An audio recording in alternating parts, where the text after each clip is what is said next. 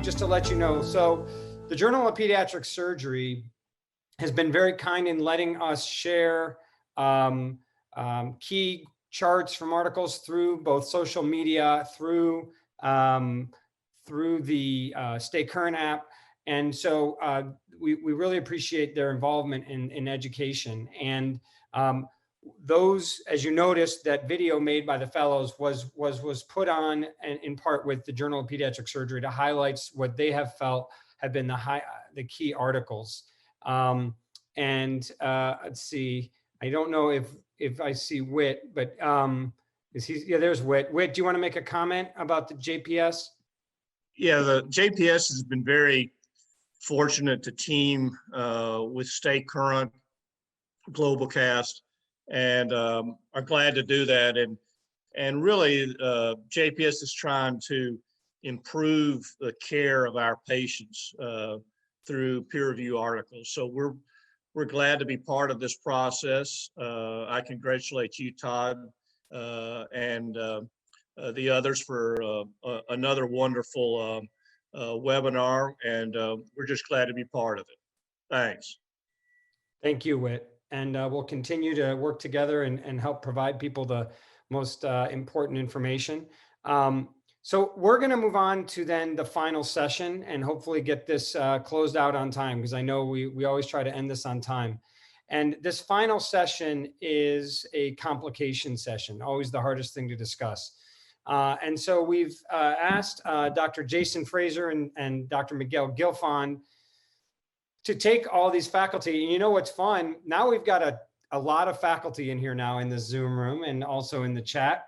So Jason, why don't you start off, take us through some of these cases. And I know, by the way, if we have time, which that has never happened in history, but if we actually have time at the end, then feel free to present your own complication on here. You don't need slides. I know, Sean, you have a complication you may present that doesn't have slides. So Jason, you and Miguel go, and then we'll let anyone talk open forum.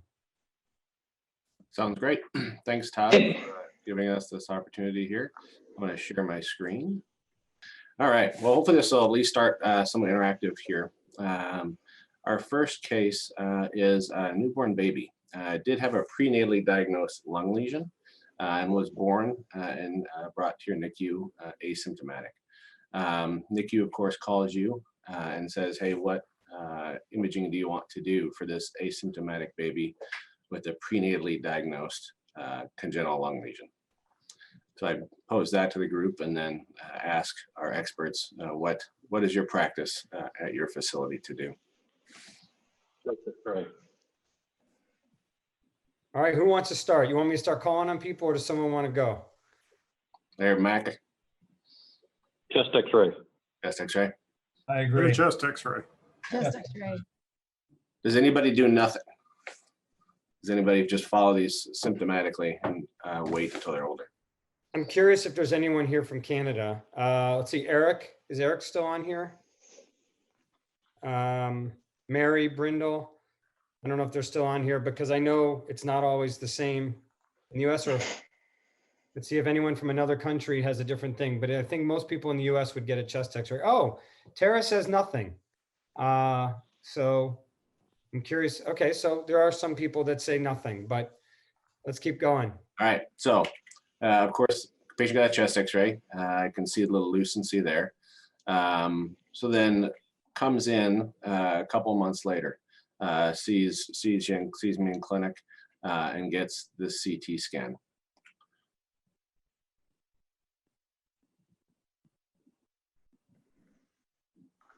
So I can see a lucency here. I'm sorry. So the CT scan was done just after birth?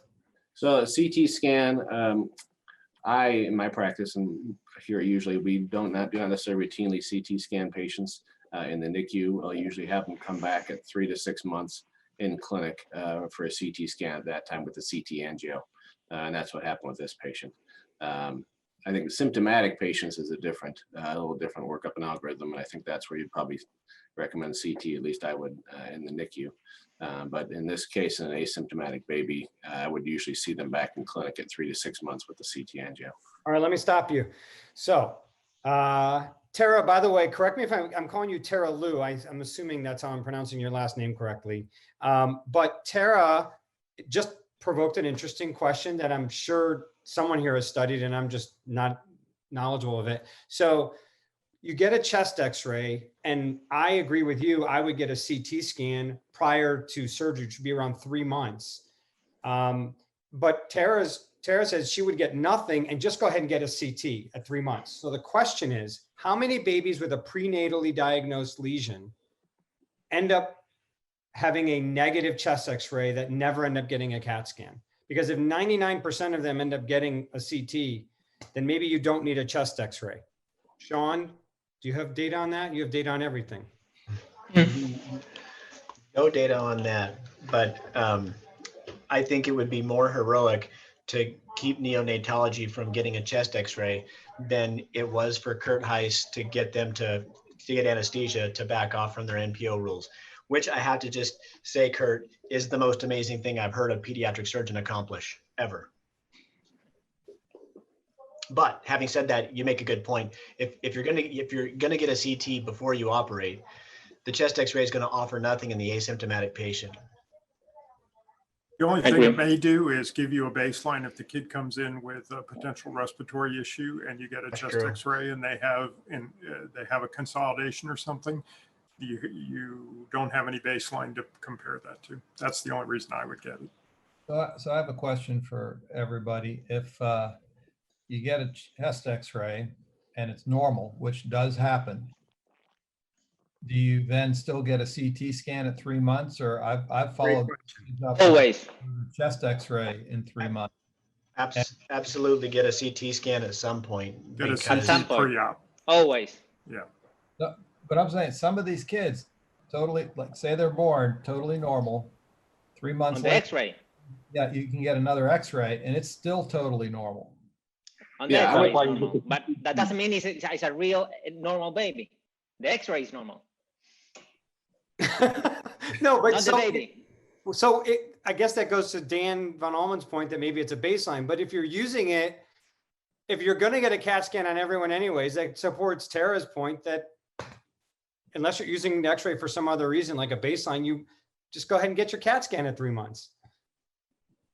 I think to Dan's point, there's no way that the neonatologist would not get a chest x-ray. Because Yeah, and most of the time they're gonna call you and say, "Hey, the baby's here and it's already had a chest X-ray." So that's gonna happen before you even probably know about the baby. So We're not going to change this. We're not going to change this. Keep going. yeah.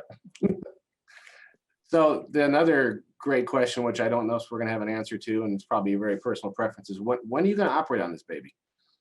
Yeah. Mark, when do you operate on these kids? around 3 months. Okay. Yeah, I think you wait longer. It starts, I've had some kids that have been further out for one reason or another, and there's it's always a little bit more inflamed. It's always a little bit harder. I think 3 months is the sweet spot. Todd, I can't see the chat, but is there anybody out there gonna say they're not gonna operate on these babies? Well, that's what I was actually, there's a million responses about different ways that they work them up when they're born. Like No one's saying that they're not going to operate yet. I think they're just now getting that question again because of our lag. But there are some people, like we were talking about before, there's a lot of discussion about, do you even get this CT? Do we want to wait till they get symptoms? If the chest x-ray is negative, are you going to go with the CT anyway? So why not just go for it? A lot of the discussion we had previously. But as these results are coming in now, it looks like the poll results, at least, it looks like a lot of people are saying operate somewhere around 3 to 6 months.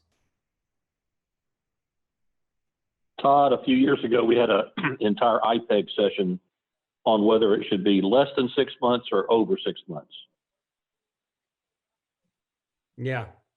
So I think I don't know. Do you want to get into that now? Because I can give you my opinion. I think a lot of us on this panel agree. But we have Marion says 6 months. We got 3 months. We got 3 and 6. I don't see anyone. Let's see, Rod, you said no one answered never. And it's changing, but most are 3 to 6 months. I think that's probably pretty standard for most people. Hey, Todd, I think you ought to get a CT at 3 months and act on it accordingly. Wait, so that means if there's something there, you take it out at around a little over 3 months. Yeah. There's a But lot of Go ahead. But you don't get another CT at 6 months. I mean, No. you know. Okay. Okay. Well, it's all been great discussion. It's nice to hear that everyone's got, similar but different interactions with their ideas with this. So, all right. So I guess I would probably know the answer to this mostly, but is there anybody that would approach these open? I guess might be the easier option from this, the other question from this. Well, while we're waiting for the faculty to answer, there's from Nigeria, Dr. Ajayi says, in a facility without laparoscopic capacity, when do you do open?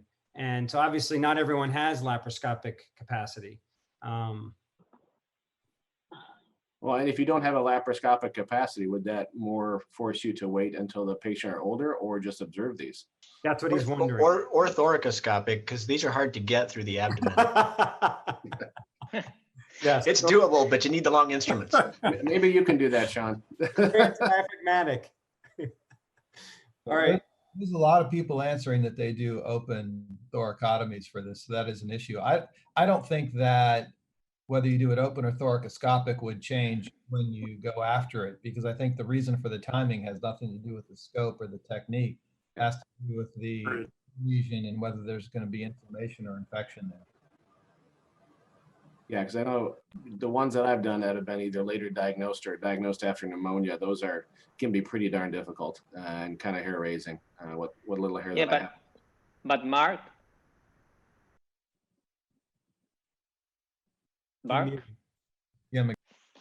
yeah, definitely. If you're going to do a 3-month-old baby, it's much easier doing thoracoscopically than open in terms of visibility. Definitely. I think it's better to do it thoracoscopically in terms of visibility and everything else at any age. I know, but the question is, if you don't have laparoscopic capabilities, MIS. You have to do it I would do it in an older child rather than a 3-month. That's the question, right? Yeah, I would do the same. I would do it. I would still do it at 3 months. All right. All right. So this kind of gets into the crux of the next complication section here. So you're doing a lobectomy thoracoscopically. How do you secure vessels? Are you going to use clips, ties, energy devices, staplers, combination thereof? I know in the US, we have multiple different technological pieces of machinery that we can use, and obviously different things like that. But does anyone have anything that they would or would not for sure use for doing lobectomies? So I would argue you should at least know how to use all of these. But in general, we use an energy device. In the small babies, it works really well. But even in the bigger kids, you can use the bigger energy devices. Yeah, I would say to use whatever you use best. Yeah, that's a very good point. So go ahead, Mark. Yeah, I was going to say, I don't know, maybe some of the younger people haven't seen it, but everyone's seen my, my worst nightmare session from IPEG, where I had a stapler fail on one of these older kids that had a lobectomy for a CPAM that wasn't diagnosed until they were 8 or 9 and was having recurrent pneumonia. But, staplers do fail and they're not perfect, so I think you need to be really careful with that. And there's ways to do it that you have control. Well, I think that leads us into a good segue into this complication here. Thank you, Dr. Wilkin. That's a good plant. So you're doing your resection here. You just have pretty much the vein left. You fire a stapler across, and then you can see bleeding kind of slowly starting here, and then it becomes a little bit more rapid and a little more bleeding here. So now what do you do? So the question that will beg is, what do you do now? And then why do we get there? So you're going to open, you're going to clip, you're going to tie, you're going to staple. So all So that's right now, you just see, you can't tell what's happening, where it's coming from. Nope. You just see a little Take a ooze. look at the 11 o'clock position. No, this a Oh, stream. right. Yeah. Okay. Yeah.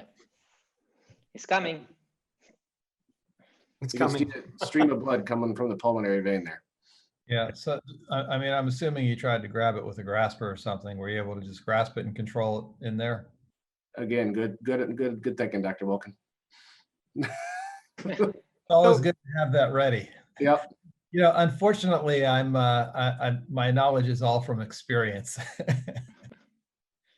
So that little bleed actually, that wasn't ferocious yet, but significant, gives you a minute or at least 10, 20 seconds to get your stuff together, get the right instruments together, get suction before going after it. I mean, if it's really going, but sometimes going after it, it could make it substantially worse. So I would get my suction ready, be prepared, and then go and do the grab and try to maintain it.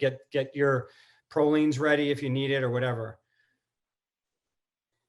Yeah, and I think that's the very valuable point of this is now that you have a little bit of time to catch, you can talk to your anesthesia, you can talk to your circulating team, you can get what you need to get to be able to have the multiple next steps ready and available for when and if you do have problems, that if you let this go and the whole thing opens up, you can be ready.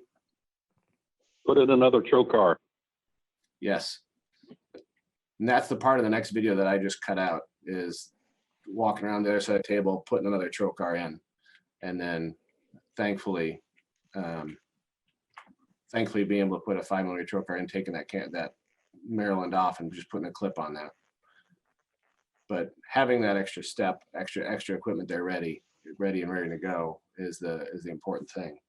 But I think one of the most important things is realizing how you get to this place, of having here, but then also how you get out of it. So the tips for using energy devices, and everyone please interject as we go. And obviously this was an issue with the stapler, which we'll get to next, but I know Dr. Rothenberg has talks extensively about this in all of his talks that he gives too. But you want to be able to leave yourself with enough of a remnant that if you do have an issue with that energy device, it doesn't suck back. You're able to get a good purchase on the vessel that you're sealing. You get proximal control, so that, or you partially cut across. So if you do have an issue there, you know about it before you go ahead and fire completely. And the same thing with the stapler. You want to make sure that you see the end of your stapler. You use appropriate size of your staple and appropriate size staple load for your tissue. And then if you need to, leave an extra little pieces of tissue around the edge of the stapler so that you do have an appropriate tissue coaptation. And then, of course, with all these things, like Dr. Wilkin alluded to, is be ready for the next, and Mac alluded to, Dr. Harmon alluded to, is be ready for the next two things that can happen if your device or your stapler or whatever fails. Those are very important things. And that's something to think about before you fire the stapler every time. Yeah, or the ligature before you deploy any of these technologies. That's why I become a fan of placing a silk suture before doing that. On the vein, once you get the dissection complete, lay a silk suture down and tie it right against the mediastinum. So now whatever happens, you've got the electricity off, and you may lose visibility, but the patient's not going to die. And then likewise, the main branch of the artery on a lower lobe, let's say, passing a tie on that. And in one case, we put the tie on there and then took all the distal branches with ligature. But that posterior superior branch comes off before you have that main trunk. And so we fired the ligature on that and it opened up. But because we had the silk in place, we had something that we could grab, roll it over, get easy visibility, and put the clip on there. Also gives you the ability to manipulate the vessel a little bit better. And I think too, understanding the device or the stapler that you're using, understanding the mechanics of it, what button sequence you need to do to push, what comes next, does your device fire on the way out or on the way back, things like that, when you know the instrument before you're cutting across a pulmonary artery. I think is an important thing too. Yeah, and like was pointed out in your case, Jason, at IPEG, that you had dissected the vessel so cleanly that it was no longer probably a stapleable vessel, as opposed to had there still been some adventitia on it. Yep.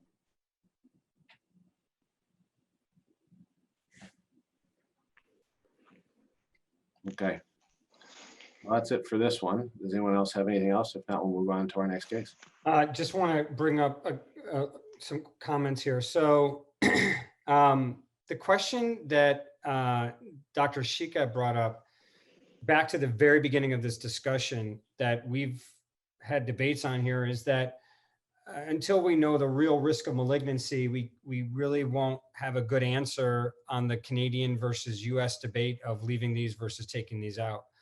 And so, you know, it's an interesting point. I don't know if the data is any better now than it was a few years ago.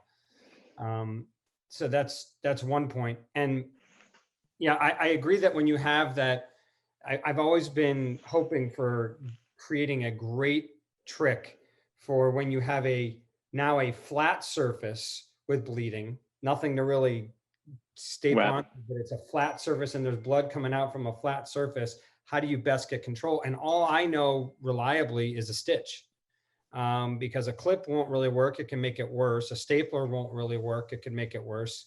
And so you just have to, I think if you're going to be doing a thoracoscopic lobe, it's back to what Mark's point is. That's something you should go in the models and really make sure that you can quickly throw in at least even a basic tie.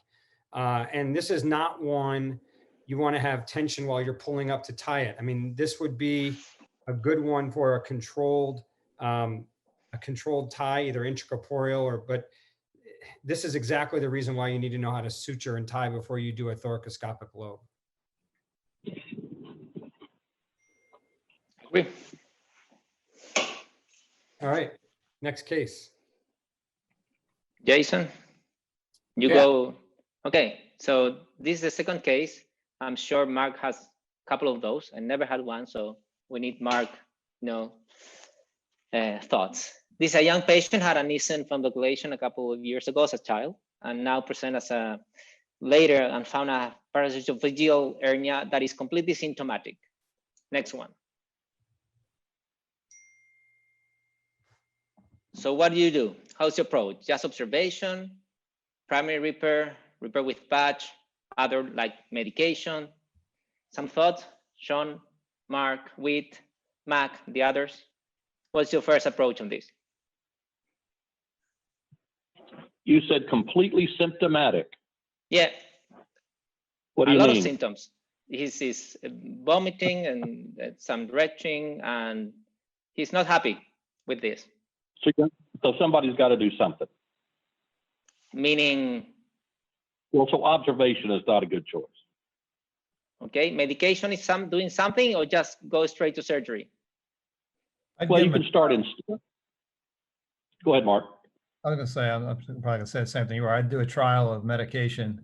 Unfortunately, I don't think it's going to work, but it may give you a month or so of reprieve before you got to go in there and fix this. So will you do a month of trial of medication and see how it goes first? Yeah. Sean, Whit? I'll let Whit talk about this. I think he's probably seen as many of these as anybody on the phone.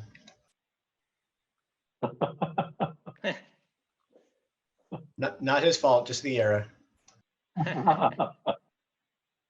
Whit? What will you do, Sean? So if they've got a substantial herniation that they're going to need a repair at some point, and so they're currently symptomatic, even if you suppress the acid, that's not going to be a lifelong answer for somebody who's got a hiatal hernia. And we've had the small ones that we've followed back in the dissection era when we took down the frontal esophageal membrane during a fundoplication. And invariably, they just continue to progress. They continue to go further up into the chest and create a bigger defect. Is there any difference between sorry, who's going to say something? This is definitely a maximal mobilization patient as opposed to min mode. there's any difference between a 3-4 months old baby or a 5-6 years old boy with a esophageal hernia approach? We do exactly the same. I think if they're symptomatic and they have a significant paraesophageal hernia, you just have to fix it. I don't think medical therapy is going to do anything. And to Sean's point, it'll just continue to get worse. I agree. And it looks go to the like next one. our respondents for those who are So, hardly anyone said observation. So almost everyone wants to repair this, and more than half of the respondents said they want to repair it with a primary repair. okay, next one. Okay, so you go straight to surgery. What do you do?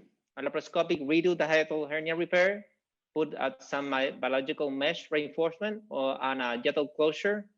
What would you do if you see this esophageal hernia? You just bring it down and close the hernia, or do something else? Dan? I think I would bring it down, redo the wrap, and if the crura come together easily, I would just primarily close the crura and not put a mesh in there. If it was tight or I thought it would not hold the stitches, then I would probably lay a piece of mesh in there, but I prefer to avoid that if I can. And you put only just stitches or do some pledges or just stitches? I would do it laparoscopically, and I would probably do just stitches and not pledges. What Anybody kind of else? mesh would you use? I'm sorry, what was the question? What kind of mesh would you use? Yeah, that's, I We lost would him. probably use a biologic mesh. Okay. Anybody else? And that's Matt? well, that's a controversial area, and adults seem to have different results than kids. But if you had to reinforce in a kid, a biological mesh makes more sense. Unfortunately, I've had the pleasure of picking out a non-biological mesh from the lumen of the esophagus on endoscopy because it will erode into the lumen. So even though the biological may have some downsides, it's probably safer in a child than non-absorbable mesh. We found one in the diaper. There you Well, go. that's better. That's efficient. I've had the same experience as Mac pulling a piece of Gore-Tex out of the esophagus. But I would do a biologic mesh reinforcement, and I'd have a really low threshold to put it there just based on the adult data that if you don't put a mesh on, that the risk of recurrence is higher. That being said, if you reduce it, some of these for some reason, maybe it was just a technical issue with the first operation, and you just, it really does just come together pretty easily without any tension. So Rothenberg talks about something that I've never done, and I don't know if anyone here has done it, but because of the risk of the mesh eroding through the esophagus, he makes a relaxing incision on the diaphragm, puts the mesh out laterally to be able to close. I've never done that. I don't know if anyone has. Not me. So Have you not heard of erosion being a problem with the absorbable meshes? No, but Yeah. the problem with what the adults would tell you is the absorbable mesh isn't going to do much.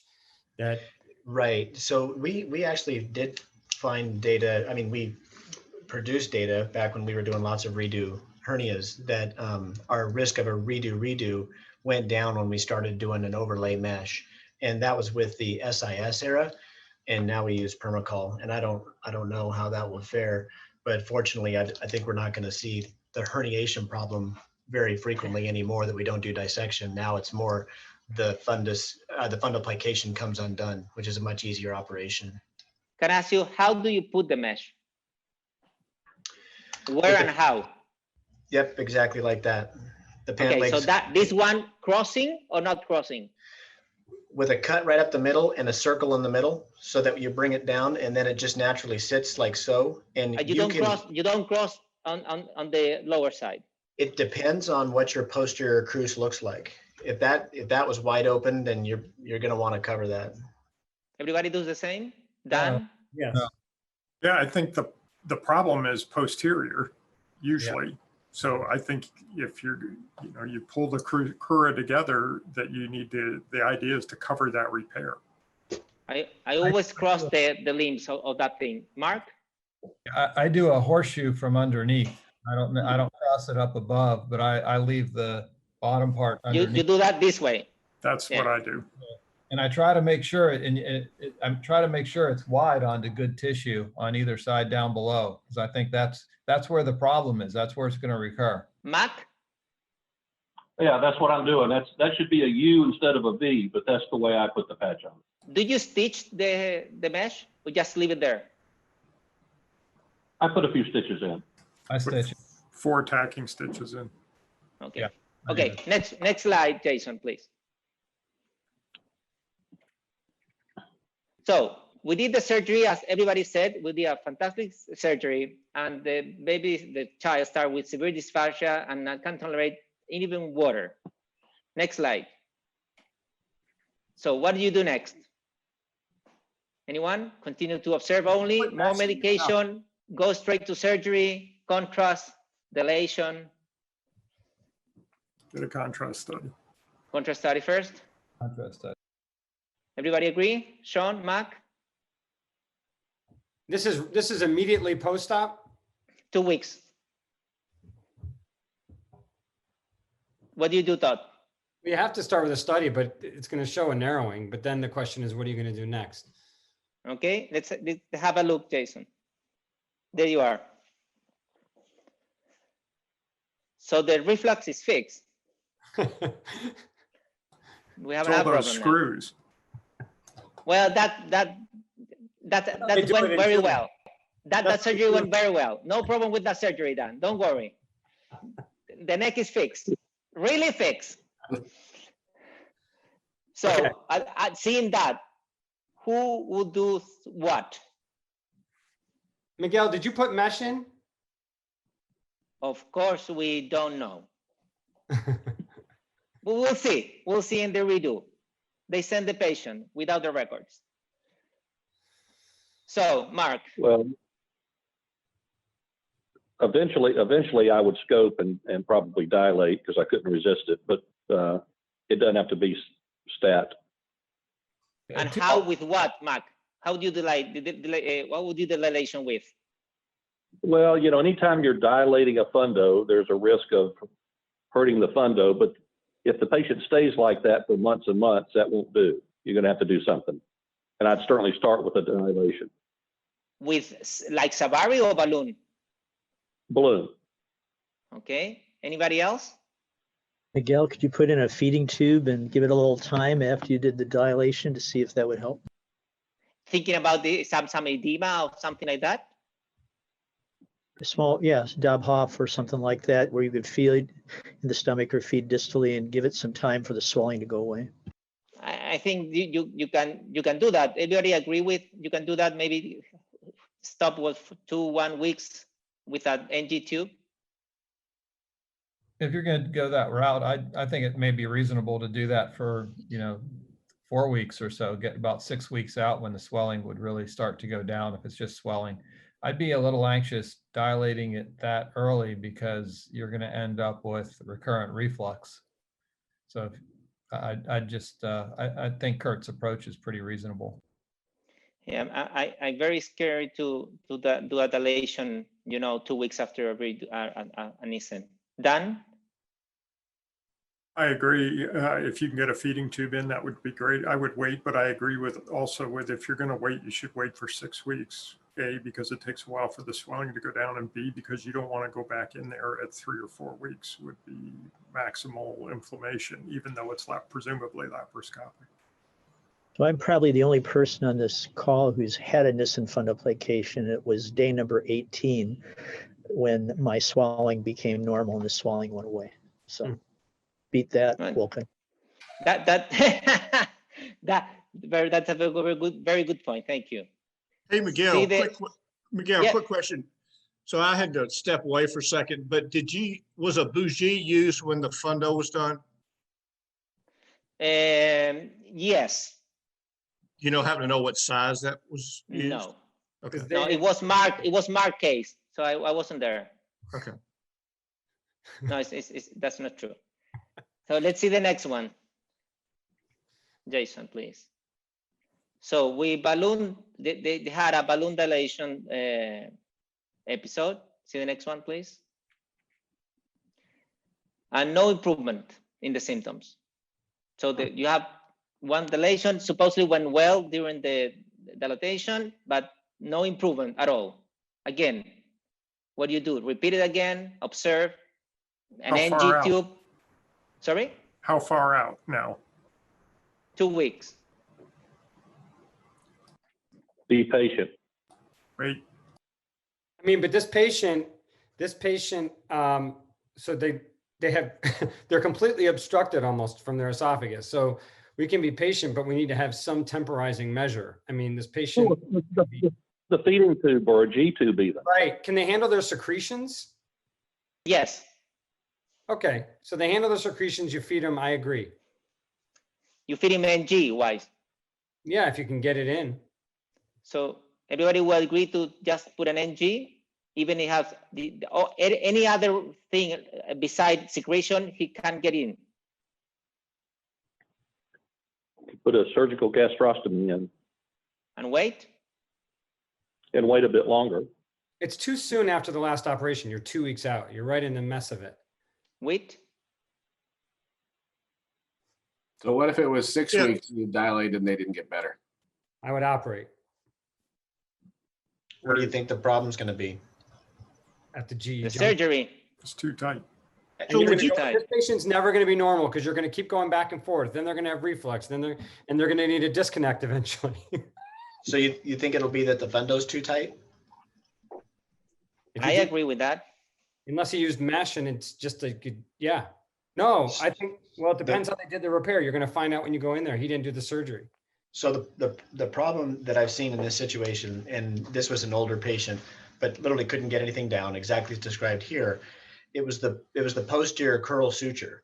So in repairing the posterior crus, instead of just placing a single stitch back there and making sure that it's quite posterior, there were 2 stitches, and that next one was a little bit more anterior.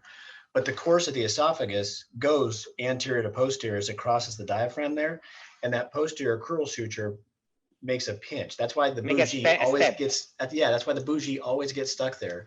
And you kind of have to manually straighten that out to get the bougie through. And I took the top stitch out first, did some contrast on the table, still a complete obstruction. Then I went and cut that top posterior stitch, injected contrast again on the table, and contrast went through. And so then I actually replaced the top stitch to redo the fundo back how it was.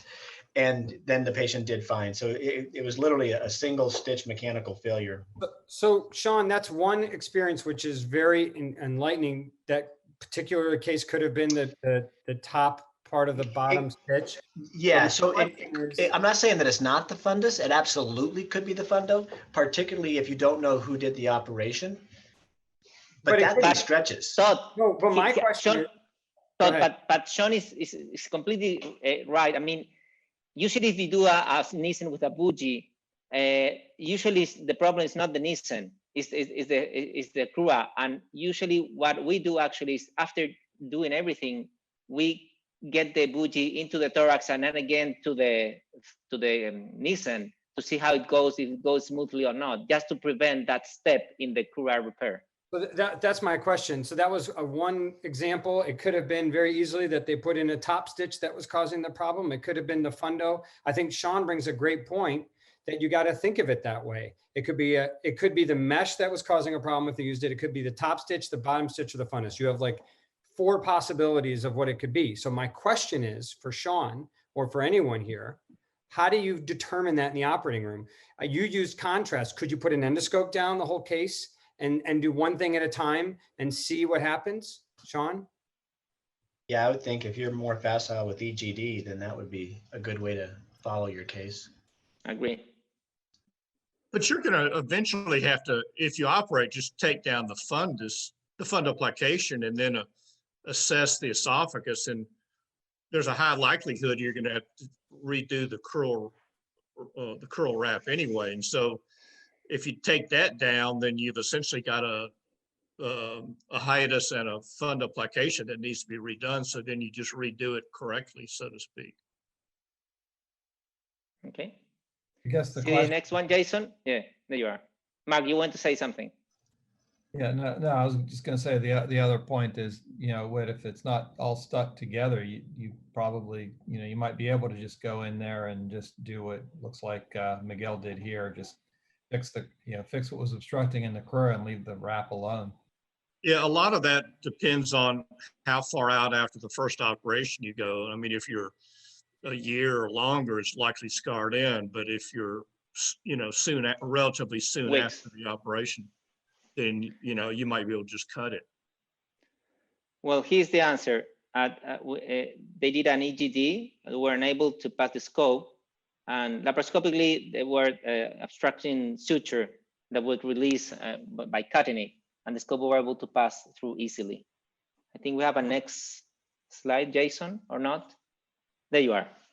And this is what we're discussing basically. Again, watch tightness of mesh around the GEG, not only the mesh, but the repair of the crura as well. And again, even with using the bougie, again, watch the repair of the crural closer. And the tip is putting the bougie inside the thorax and again to the stomach, even after doing everything. And what Todd said about the other stuff as well, to technical, see every 3 or 4 points that you be sure that your Nissen is not too tight or your crural repair is not too tight. Any thoughts? Any other points? So I think though, Miguel, 2 points. One is I think you need to make sure your bougie is big enough, and we wrote a paper about 20 years ago that has a chart, and we used to always use the chart. And it's a good guide for, based on the patient's age and weight. And the other one is you have to pay particular attention when the anesthesiologist is passing the bougie, what it actually looks like when it goes into the GE junction.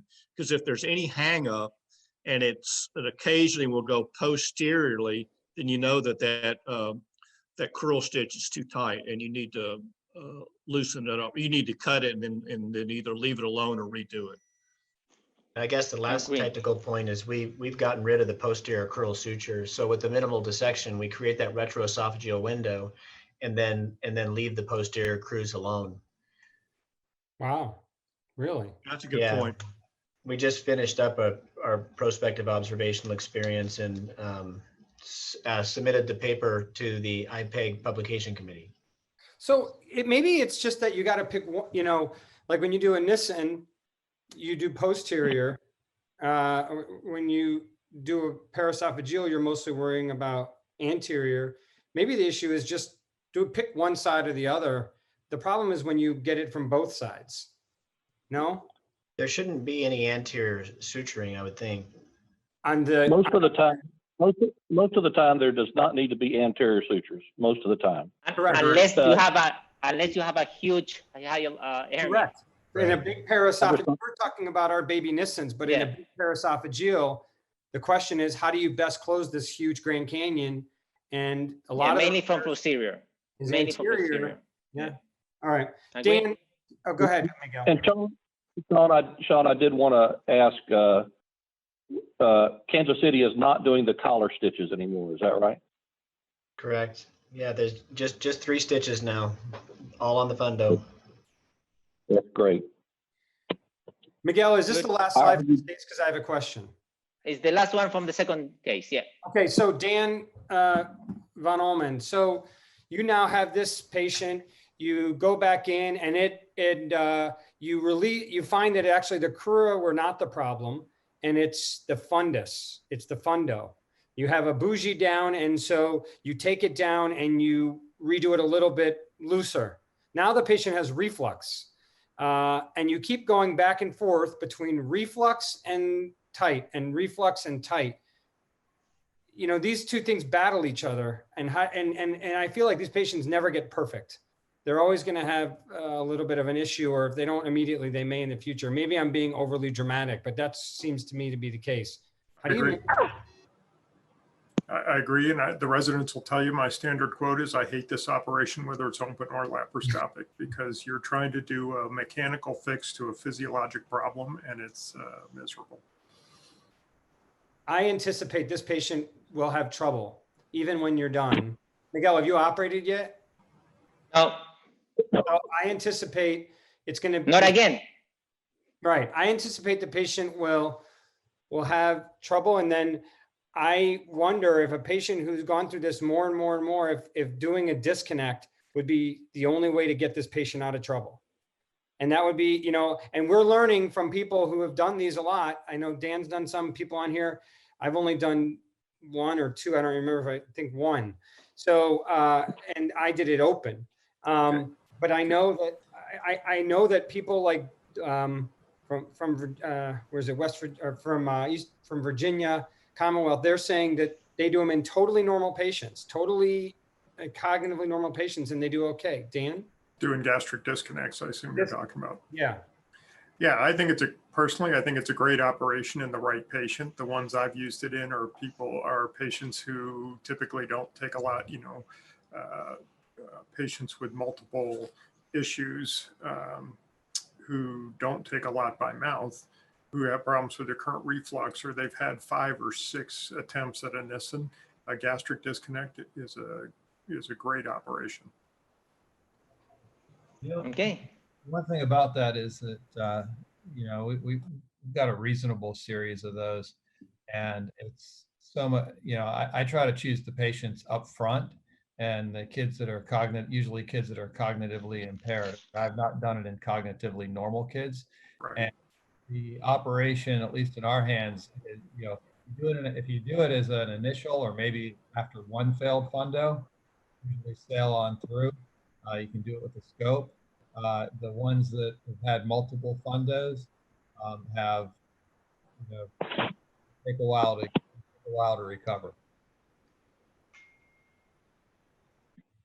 My N of 1 was spectacular recovery, but changed their life. So I'm a total convert, and it was after watching it on the update course. I am converted to this. I thought it was crazy, and now I love it because of my N of 1. A great operation in the right patient. I think that's level 5 evidence, Todd. I'll take it. Let's go. Do we go to the next one with Jason, Todd? Yeah. Go. Okay, so this is our last case. So this is a newborn baby. You're called to the bedside. They're unable to place a newborn baby, intubated in the delivery room for some instability.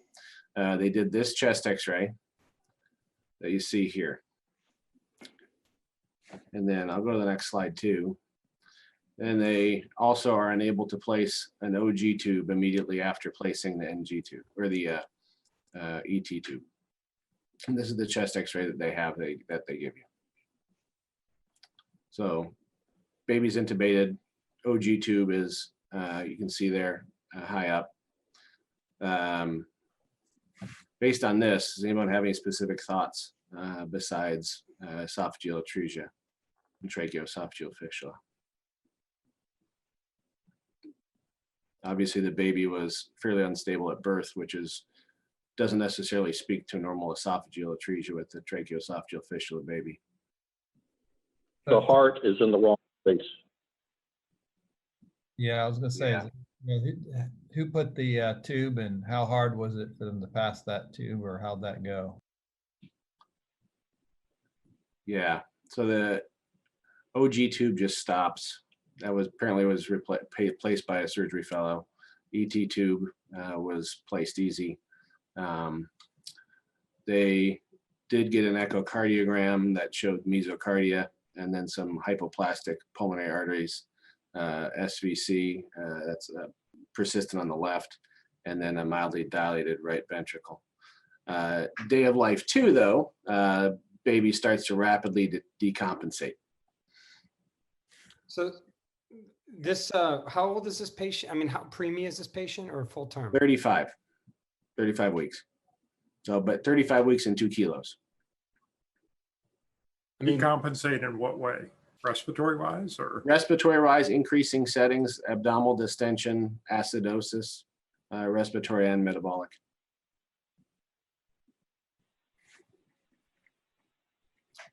So next step after that with the baby who's getting worse, systemically.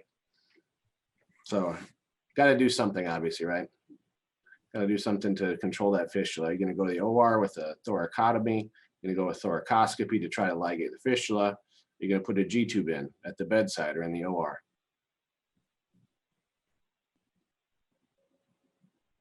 I think with the dextrocardia, that's going to be a challenging thing to see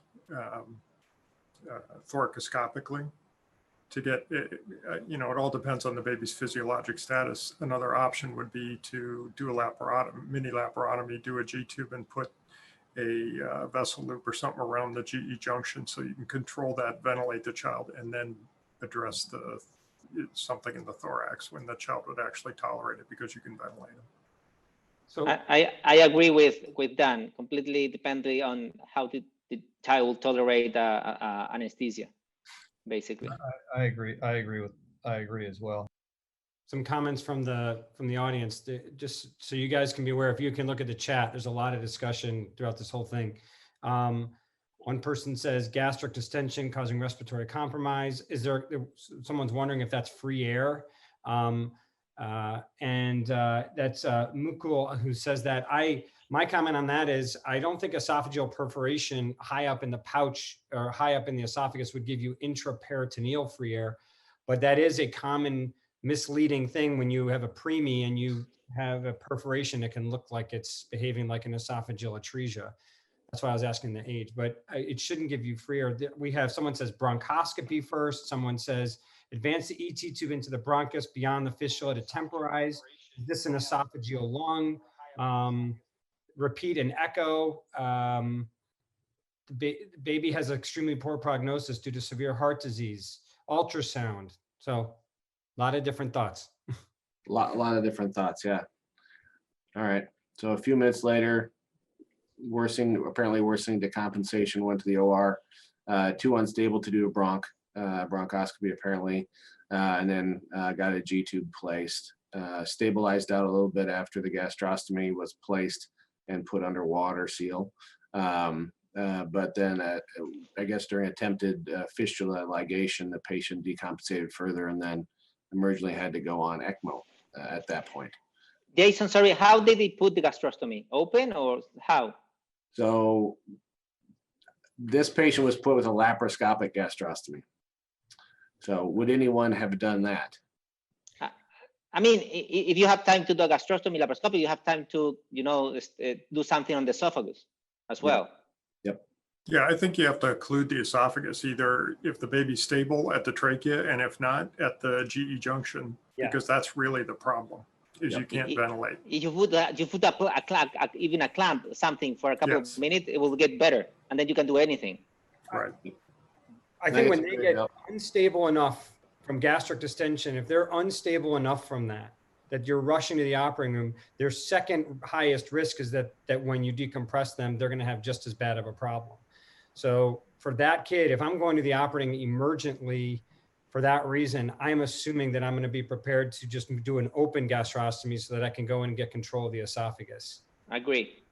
And you can do it, I put a vessel loop around there, actually remelded around the esophagus and brought it out through the skin, closed everything.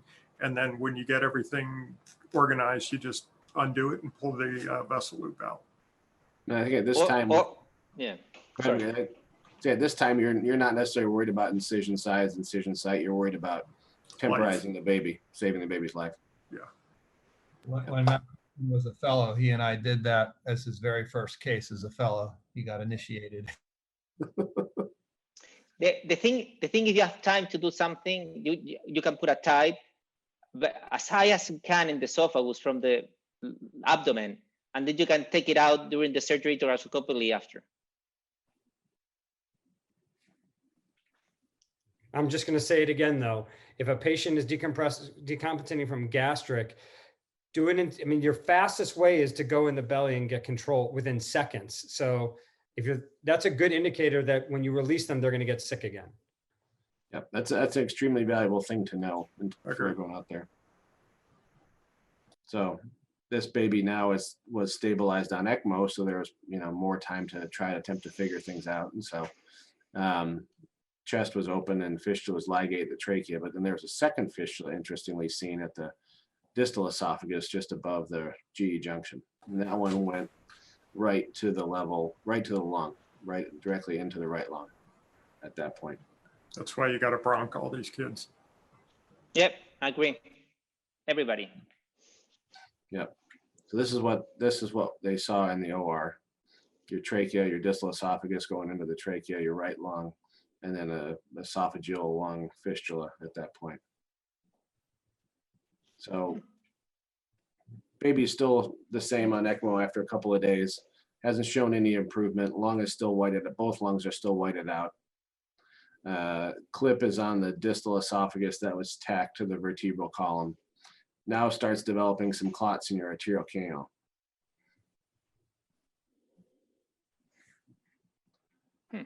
Based on that, trying to help the family understand, and a bronchoscopy is done. So you can see then a fistula, the fistula site that was seen, but there was no carina. There's no right main stem bronchus.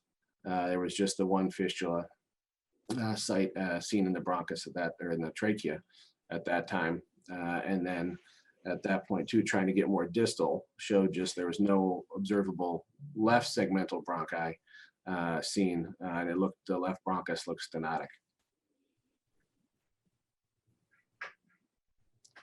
So further imaging at that point was a CT scan. You can see the ET tube in the trachea. There's a clip. You can see a large clotted non-aerated right lung and no observable right main stem bronchus. So if you had the CT scan first before you had the bronchoscopy, my initial thought would be, did the clip or did the division come across the right main stem bronchus as opposed to the fistula? But you have a bronchoscopy now that shows that there's actually no right main stem bronchus. So would anybody offer anything next based on this? Based on you have a somewhat or completely, very stenotic left main stem, no apparent right main stem, clots in your arterial cannula. But the right main stem the right lung was aerated at some point. Right lung was aerated during the initial operation. And on the bronchoscopy, there was a small orifice going to the right. There was no orifice going to the right on the bronchoscopy. So there's the trachea here without a carina that just cones down to the left, and then there's a fistula, the fistula that was ligated, but there was no secondary fistula or no actual carina with a right main stem bronchus. The right lung was being aerated through the fistula. Yes. Right, but there's some sort of lung morphology with bronchi in it. I guess the issue I'm trying to get at is the right lung salvageable or not? Is there a way to reconstruct the trachea? We had a case just like this a month ago, and there was just a very small, very stenotic right main stem that was essentially not there. We did a median sternotomy and reconstructed the trachea and then pulled the esophagus together behind it. How old was that child? She was about a month old, 4 weeks, maybe 6 weeks. How'd you reconstruct the trachea? This was done with I won't take credit for it. We have this great airway group here. Mike Rutter, one of our ENT surgeons, we did the median sternotomy, and he basically just cut off this abnormal connection to the trachea, in fact, divided the trachea. With the trachea out of the way, I pulled the esophagus together behind it. And then he just reconstructed the trachea and fish-mouthed open this very abnormal right main stem to create a connection to the right lung. What did the left side look like? The left side was very kinked and very stenotic at the orifice to the trachea, but once you cut it off, it was fine. The biggest problem was that a significant segment, the initial treatment was much like this, where the fistula was ligated. Unfortunately, it was ligated like 2 centimeters away from the trachea, so there was a large amount of esophagus that was lost. And so I couldn't get the two ends together. Primarily, I just tacked them together, and we're actually going to stick magnets in that kid. Mac will probably have a heart attack, but going to put magnets in because the two ends are now end to end, but there's no anastomosis. That's great. That's an awesome save there. It'll be great if it works. Yeah. It's great that you're able to at least approach that. I think that's fantastic. So this baby continued to decompensate and have continued clots in their arterial cannula. And so there was a multidisciplinary discussion about doing a similar tracheal reconstruction operation as well. But the baby continued to have issues with clotting in their arterial cannula. And so there was also thought that with the abnormal bronchus on the left, that some of that abnormality and stenosis was coming from this large, non-functional, non-aerated, clotted lung on that right side. And so the decision at that point was to do a pneumonectomy to try to salvage whatever functional left lung and open that would be. And so that happened, and then then the next day they did a bronchoscopy looking at the left side, and it was still really, really narrowed. And so this would be the same question, I guess, then for Dr. von Allman at this point too, with the exceedingly narrowed left side. Would you try to operate, try to do a sternotomy and operate on this at this point? Would you try a slide? Would you try to reconstruct still at this point? Yeah, I'm not sure. It's certainly not a classic slide tracheoplasty, which we do a lot of, but I think, exactly what I described for this other case. You can divide the bronchus at the trachea where it's abnormal, fish mouth it open, and then reimplant it into the main stem trachea. It's not always perfect, but it's enough to ventilate and it's stable. It depends on also on how long is the stenosis. Exactly. Do you do that on bypass or on ECMO? We did that on bypass. Bypass. Okay. Well, unfortunately, really quick, the chat is loving these discussions, and a couple questions that came up since we were talking about the clots coming up in the cannula. Dr. Liu brought up, maybe we could readdress what happened with the cardiac workup. How is this baby's heart? And then Dr. Kirstenbaum is wondering, with these clots in the cannula, how is the patient hemodynamically? Is that going to guide your management one way or the other? Yeah, I think those are all great things. Even too with the clots in the cannula, trying different heparinization strategies, going to bivalrudin, things like that, maximizing your ACT while trying to minimize your bleeding risk is important things that in this patient kind of were tried. And there was even discussion about removing and replacing an arterial cannula too. I don't know if anyone has ever had that experience of a patient that's currently cannulated on VA, removing an arterial cannula and placing a new one, a 2 kilo baby. It's exciting. Mark, you're smiling about that. Would you have something you would offer? Taken.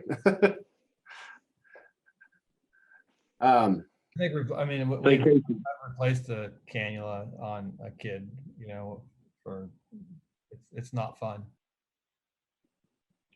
Vacation. Yeah, that's a great idea. Yeah, for this particular kid, the outcome was not as good as hopefully the one that Dr. von Allman was going to report with his case. But the bleeding, this patient had significant bleeding despite whatever was happening, and so eventually they were able to optimize things to get the baby off ECMO after a couple of days, but then had significant hemodynamic instability that even continued while on ECMO, and then.